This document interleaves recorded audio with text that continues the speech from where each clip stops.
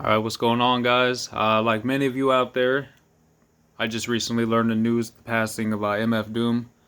And if you guys have been checking out any of the stuff I've done here, you know that Doom is personally my favorite rapper of all time. Like, hands down. My two favorite rappers ever are MF Doom and Jay-Z. And Doom was always just...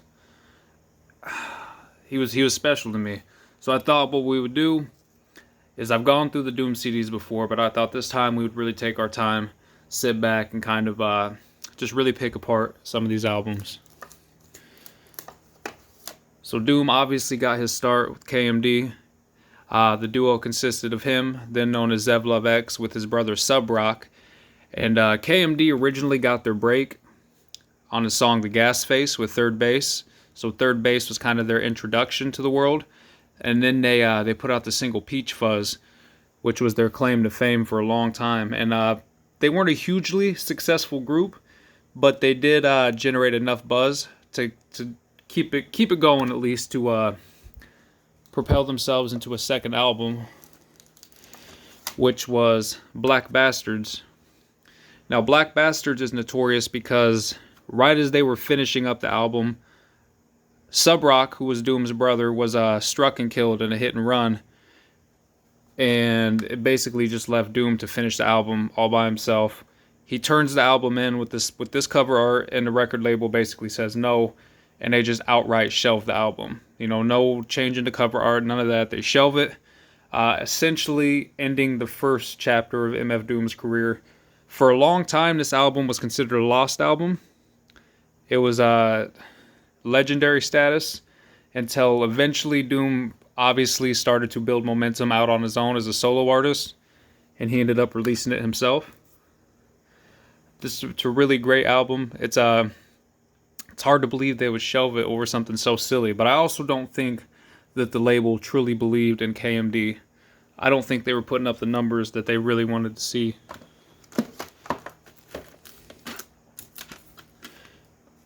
Doom obviously came back many, many years later with Operation Doomsday, which he was just slowly but surely building over the course of multiple years, putting out singles, revising the singles, and just generating a buzz.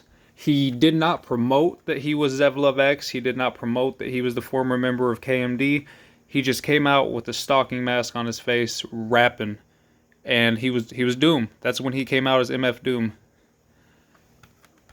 This album was the first album I ever heard from Doom. And I believe I've said before, I had a bootleg of it. And I'm listening to this bootleg, and it was like nothing I had ever heard before. It had the Scooby-Doo sample. When he did the Scooby-Doo sample, it fucking blew my mind. I couldn't believe that. And he was also the first rapper I'd ever heard create songs with no chorus.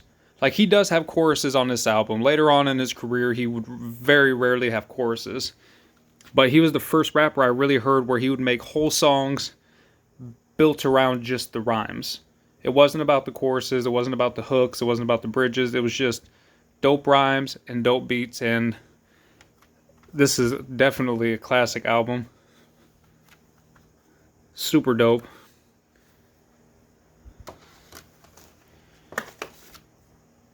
The MF EP was an EP he released with MF Grimm.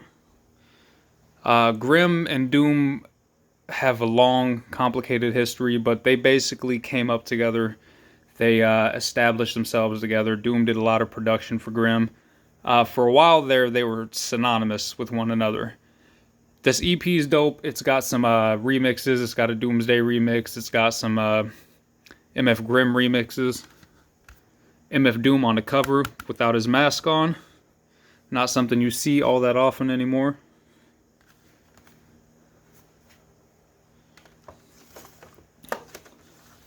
The Special Herb series was when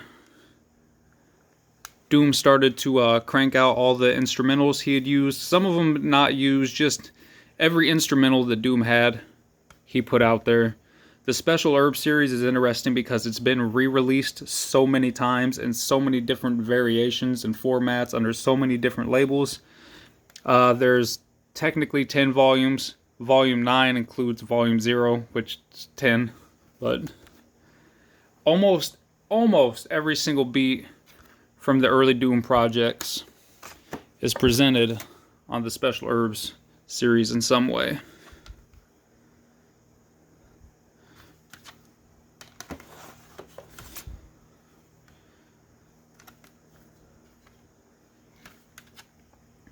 Special Herbs series was probably the first time as a hip-hop fan that I really invested into buying any instrumental projects. And I really started to understand the worth of just how dope some of the instrumentals could sound by themselves. Like this one especially, I've mentioned before, this is my favorite of all the Special Herb series. Then they put out this box set, which I love. This was actually, I have a lot of sentimental attachment to this too. My stepmom actually bought this for me as a birthday gift way back in the day, right before she died. Like, she bought this for me, she died, and then it showed up in the mail, and like, it's always been super special to me. Comes with a bonus disc that has some like unreleased instrumentals. I think there's some KMD instrumentals on there. But yeah, I love this one, man. Doom himself, I believe, was in charge of like blending the beats. It's not like the full beats like that's on the normal Special Herb series. It's shortened up and blended. That's really good. Special blends, which Doom himself did not have anything to do with this. This was just, no, matter of fact, this is the Doom one. I believe this mixed by the supervillain. Alright, so this was the one that Doom did. Doom taking random hip-hop vocals, acapellas, mixing them over his instrumentals. This is really interesting. It's, Doom was a slept-on DJ. I think a lot of people forget what a dope DJ he was. But that's why he was King Ghidra, you know, the three-headed dragon. He was a rapper, a producer, and a DJ, man. He could do it all. This was the one I was thinking of. This one, Doom had nothing to do with. This was a 2-volume set of Nas over MF Doom beats. This is really interesting. Like I said, Doom had nothing to do with it, but it's always nice to hear Nas over some dope Doom beats. This album was really underappreciated when it came out. The skits threw a lot of people off, including myself. You hit a section in the middle there where there's just like a few really long skits strung together. And also, Doom not being on every track was kind of weird at the time. Like, I don't think we understood that this was Doom showcasing himself as a producer. So you had Geigen on there, Grimm's on there, Rodin's on there, Trunks, Mr. Fantastic. This was more Doom showcased as a producer. And this is another class. This might be his best produced album. That might be a hot take, but I feel like maybe his best beats are on the Ghidra album. And then, on the complete opposite end of the spectrum, came the Victor Vaughn project, which Doom did not have any production on, and it just saw him focusing strictly on his rapping, his rhyming, and his conceptual creativity. And the concept of that one is, it's a loose concept, but Victor Vaughn travels back in time to the 90s and gets stranded there, and it's not something that, like, the album strictly follows, but it is thematically kind of strung throughout it. A lot of people would argue that this is Doom's best album. I would say it might be. Doom was a great battle rapper. He was a great punchline rapper, and I don't think he ever got the respect he deserved as a punchline rapper. But if you want Doom at his best punchline rapping, this is definitely the go-to album. Now, if you want Doom at his best rhyming, Mad Villainy is definitely as good as it gets for Doom's rhyming. He linked up with Madlib. They put together a flawless album, and this just saw Doom take his rhyme schemes to another level. It was fucking incredible what he was doing on this album. There's a lot of albums I'm gonna snatch off this shelf, and I'll say, you know, people say this is Doom's best album, this is Doom's best album. That's because he was so prolific at this time. His run was so perfect that near everything he put out was worthy of classic status. And this is probably his most popular album, probably his most critically heralded album, and there's a lot of good reason for that. It's perfect.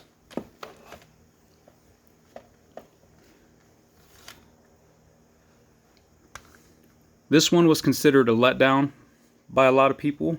It had the unfortunate task of following up Vaudeville Villain, which was just a masterpiece out the gate. This one isn't as bad as people would have you think. It's got a lot of really dope songs on it. The production's not as strong, but it's got, I think I've said before, Bloody Chain is one of Doom's best songs. Doom himself, actually, in the first track, kind of shits on this album. Basically saying the production sucks, he did it for the money, but like, if you like Doom, that's still a must. That's a must.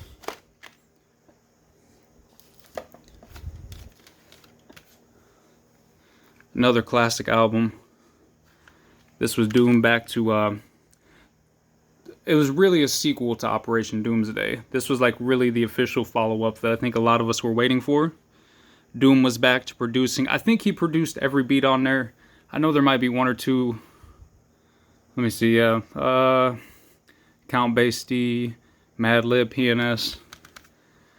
But that's a great album from front to back. He uses a lot of great food metaphors throughout. It does have some skits in the middle that I'm not overly fond of. But the album's just as close to perfect as you can get. It was re-released because I believe the song Cookies had like a Sesame Street sample that they couldn't clear, or they didn't get cleared, and they had to pull it from shelves and re-release it. I know when this was re-released, it came like covered in silver wrapping that smelled like chocolate. It was kind of weird, bugged out. I think it also comes with like a bonus DVD. Yeah. Bonus live DVD tucked away in there. Which, speaking of live, this was Doom's first live album, Live from Planet X. This was before all the Doomposter shit. And for people not familiar, the Doomposter controversy was when people found out Doom was sending lookalikes to his shows to perform for him and lip sync. Which is like the most fucking MF Doom thing you can do. That's a really solid album as far as live albums go. This is a personal favorite of mine. I consider this one a personal classic. Doom linking up with Danger Mouse. The whole album is built around a concept of just incorporating as many Adult Swim cartoon characters. You know, Aqua Teen Hunger Force, Harvey Birdman. A lot of dope concepts and silly, goofy rhymes, but it's incredible. The production is perfect. The rhyming is perfect. It's not the most serious album, but Doom wasn't the most serious rapper. I give this album a lot of flack. I listened to it really thoroughly today, and I think my only real problem with this CD is I really dislike the mixing. I think it was mixed and mastered really poorly. As far as the rhymes, the rhyming's great. Doom's always a great rhymer. Productions are great. It's got beats by Jay Dilla on there. Doom's got beats. Guest features from Raekwon. That album's a lot better than I give it credit for. I really wish it was mixed better.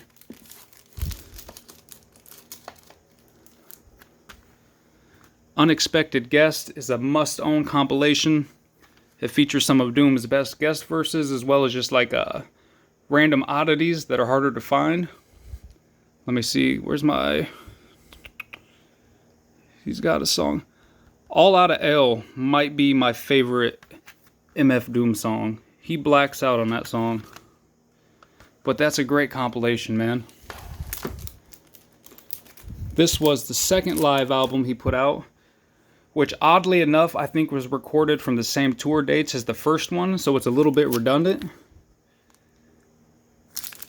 So I mean, really, if you have one, you don't necessarily need the other. This was when he linked up with I can't place the guy's name. He was a British producer though. Doom got deported from America. He was out traveling and he went to come back. He's actually a citizen of the UK. He was born in the UK, came to New York as a baby, and basically he ran into problems with immigration and couldn't get back. But he linked up with this dope electronic British producer, and they turned this album in, which is a solid album. It's got some tracks on here that are as good as anything Doom has ever done. Some not so much. Govna, for example, is like as good as anything Doom has ever put out on his own. And then they released the special edition, which I believe had like a whole bonus, whole bonus EP attached onto it.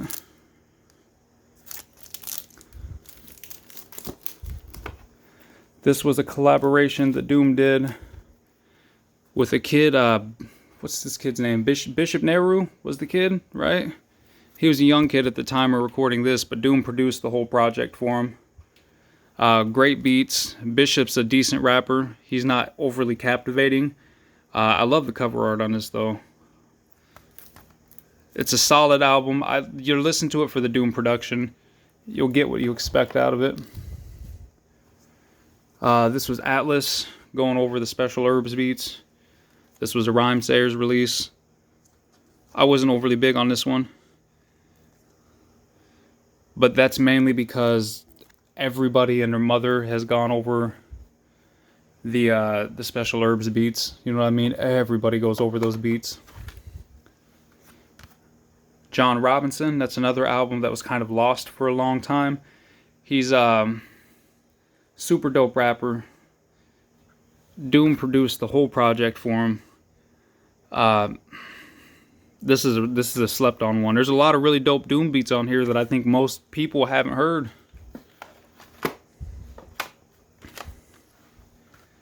This is a mixtape from Ugly Mac Beer, and this is a great starting point for people that are really looking to get into Doom, because this is just a little bit of everything, and it's also really dope because he labels on the back what projects the songs are from, which makes it a lot easier to track down. Let's grab some more random Doom related stuff off the shelf here. Okay, here's two. Doom and Ghostface originally worked together on the Danger Doom album. Ghostface was featured on a song, and then he used a bunch of beats from the Special Herbs series on Fish Scale and More Fish, which would lead to them collaborating on the legendary Lost album Doomstarks, which, if you look over here, I actually have one of the tapes from. They've released so many singles over the years promising that the album was on its way. It's on its way. It's on its way. We're still waiting. I still have faith, though, that at some point. This is a dope one. This was the only time I thought the Special Herbs beats were actually used to their full potential. Master Ace did flawlessly with those beats. He picked the perfect beats. He put the perfect words to them. It's a great concept. There's a lot of... it's perfect, man. It's a really, really, really good album. Considering all the beats are beats that we've heard before, I still can't believe sometimes how good this album is.